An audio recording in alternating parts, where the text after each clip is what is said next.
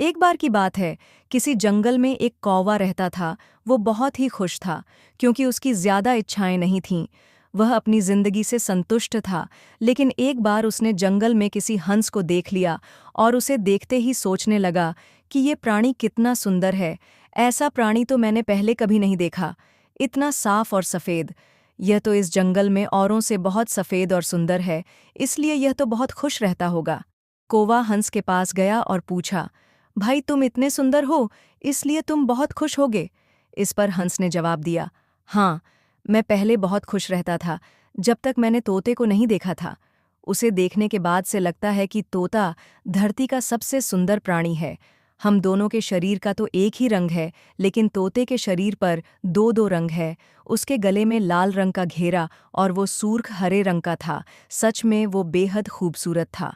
अब कौवे ने सोचा कि हंस तो तोते को सबसे सुंदर बता रहा है, तो फिर उसे देखना होगा। कौवा तोते के पास गया और पूछा, भाई तुम दो दो रंग पाकर बड्डे खुश होगे।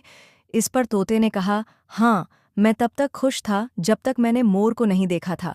मेरे पास तो दो ही रंग हैं, लेकिन मोर के शरीर पर तो कई तरह के रंग हैं। अब कौवे ने सोचा, सबसे ज्यादा खुश कौन है, यह तो मैं पता करके ही रहूंगा, इसलिए अब मोर से मिलना ही पड़ेगा। कौवे ने मोर को जंगल में ढूंढा, लेकिन उसे पूरे जंगल में एक भी मोर नहीं मिला। और मोर को ढूंढते ढूंढते वह चिड़िया घर में पहुंच गया, तो देखा मोर को देखने बहुत से लोग आए हुए हैं और उसके आसपास अच्छी खासी भीड़ है। सब लोगों के जाने के बाद कौवे ने मोर से पूछा, भाई तुम दुनिया के सबसे सुंदर जीव हो और रंग बिरंगे हो, तुम्हारे साथ लोग फोटो खिंचवा रहे थे। तुम्हें तो बहुत अच्छा लगता होगा और तुम तो दुनिया के सबसे खुश जीव होगे। इस पर मोर ने दुखी होते हुए कहा, भाई अगर सुंदर हूं तो भी क्या फर्क पड़ दस्ता है।